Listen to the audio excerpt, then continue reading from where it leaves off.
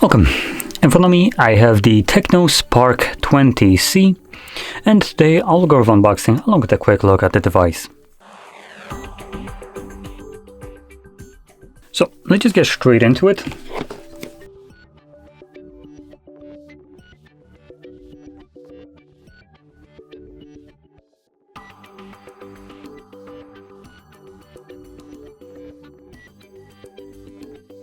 Okay, we have a pretty interesting back on here. Anyway, I'm gonna set it to the side for now.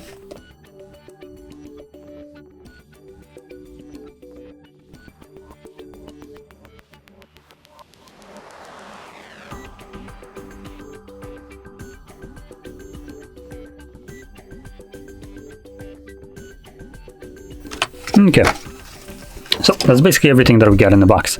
Now, going quickly into it, we have a charger which is 18 watts if that wasn't visible. We have a case, a Type-C to Type-A charging cable, along with a wired headphones that use a typical 3.5mm jack, which that means that the device has a headphone jack, which is something that people might not even remember how it looks like. In any case, let's start off with the display, which you should be able to see in a second. That is a 6.6-inch display running a resolution of 720 by 1612 pixels. It's about 267 pixels per inch with an 84% screen-to-body ratio. It's an IPS LCD display running at a 90 Hz refresh rate. So the display right here is budget, and honestly the 84 pixels, or not, 84% screen to body ratio seems a little bit exaggerated, considering these bezels are a bit massive, bigger than what I would expect from an 84%. So in any case, let's flip it over to the back where we get our double camera setup. So the main sensor right here is a 50 megapixel wide sensor, and in reality that is the only camera that we have on here. It boasts a PDAF and can record at 1080p 30 frames. Now below that we have something that is basically considered a middle finger from Tecno, which is a 0.08 megapixel auxiliary lens. I don't even know what that's supposed to be, an auxiliary lens. Obviously at this megapixel it serves no purpose apart from just getting a middle finger from the company that adds it on their phone. And it's there just to fill up the back, so because, you know, apparently phones look better with triple circles rather than single or two of them. I'm not sure what it is, this stupid effing kind of logic, because let's be honest, even a $500 device can't have that, you know, skip out on that. So this is a OnePlus 12R, and the R doesn't stand for what you probably might think. It stands for decision making, which is adding a 2 megapixel macro lens on a where you already have a 50 megapixel wide sensor. It is absolutely stupid, and same goes here for the 0.08 megapixel. What are you supposed to even do with this? It's honestly completely useless. You can grab a hammer, smash it out, and value of the device shouldn't drop a single cent, because that camera serves absolutely no purpose. Now, at the front we have an 8 megapixel sensor. So it doesn't actually state what kind of recordings you can do, so I assume it's below 1080p 30 frames. Now, continuing on into the internals, we have a 5000 mAh battery with the 18 watt charger, meaning that your device can charge basically as quick as a Samsung Fold. Fantastic. And costs about a tenth of the price. Now, it is also powered by a MediaTek processor, though let's see if I can find what it is. No, I cannot. See it on the box maybe?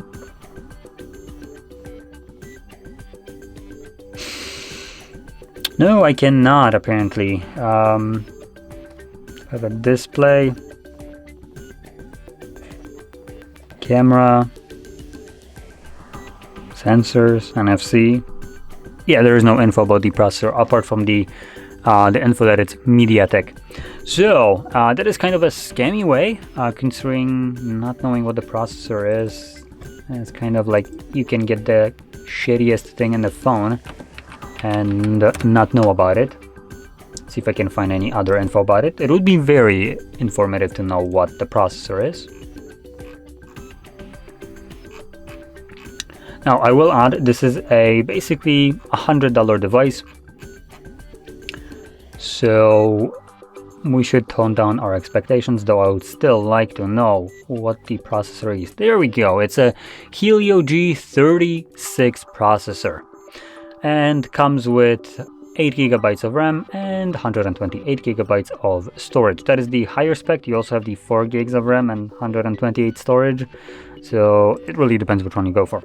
Now, another thing that I'm going to check is the tray.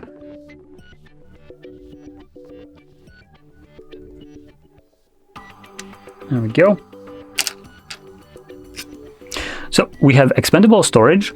You can pop in an SD card, so you don't need to worry about the low 128 gig storage version right here.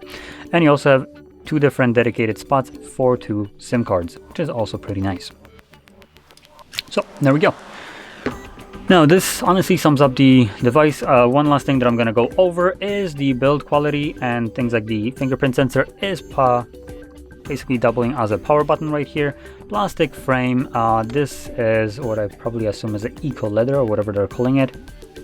It says plastic back, but I don't think it's correct considering this doesn't feel plasticky. This is more like I said, eco leather, which is what I would assume it's. Let's see if there's anything also in the box. Where's the top of it? There we go. Does it say? No, it does not. Okay. So in any case, like I said, this should be something like a leather. If it's plastic still, it does feel nice to the touch. It's not plasticky. It's kind of a little bit soft, so take that as it is. Now, like I said, we also have a plastic frame and glass front too. I don't see any info about what the actual front is, if it's like Corner, Gorilla Glass Victus or anything like that, so I have no clue. But obviously it's a basically $100 device, so I wouldn't expect anything like substantial. And where the heck? Oh, I hate this. I do want to point out something right here. I got scammed by this right now. So it says 120 gigabytes of storage and 8 gigabytes of RAM, which is basically company showing you this. Because if you look right here, this is the actual spec. It's 120 and 4 gigabytes of RAM. 8 doesn't count right here because it's 4 gigabytes off of the what kind of storage? Oh right, it's not even listed what kind of storage we have right here. So it's some dog shit quality storage that is super slow.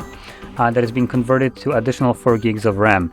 Let me kind of explain why this doesn't work. Is because let me put it actually in different perspective. If we could have converted SSD storage into RAM, people would have in their desktops terabytes of RAM, but it doesn't work because actual RAM is designed to be stupidly fast to read and write on it, and insanely fast speeds, data that will need to be quickly accessed and also won't stay there permanently. So it just kind of, temporarily keeps it there and then gets rid of it once it doesn't need it.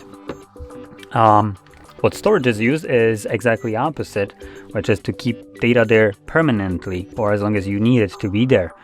And it's slower compared to RAM. Therefore, this kind of dog shit scam doesn't actually work. And it is basically what I said, a scam. You don't have 8 gigabytes of RAM, you have only 4. And I hate that company started doing this bullshit. Now, in any case, to finish this off, it is, at the end of the day, a budget device coming at a little bit over $100. So, if you're looking for burner phone, it will work, obviously. But all in all, I would probably, if you're planning to use this on a daily basis, suggest picking up something that might be made a little bit better, as the actual finishing of this device, it doesn't really feel well in hand. So for instance, the plastic bezels or frame protrudes a little bit over that like eco leather, and it just has like a harsh edge, so fingers can catch on this. It doesn't feel nice. The budget obviously build on here also takes massively away from the quality. The resolution of the display also is on the lower end. The display type is on the lower end.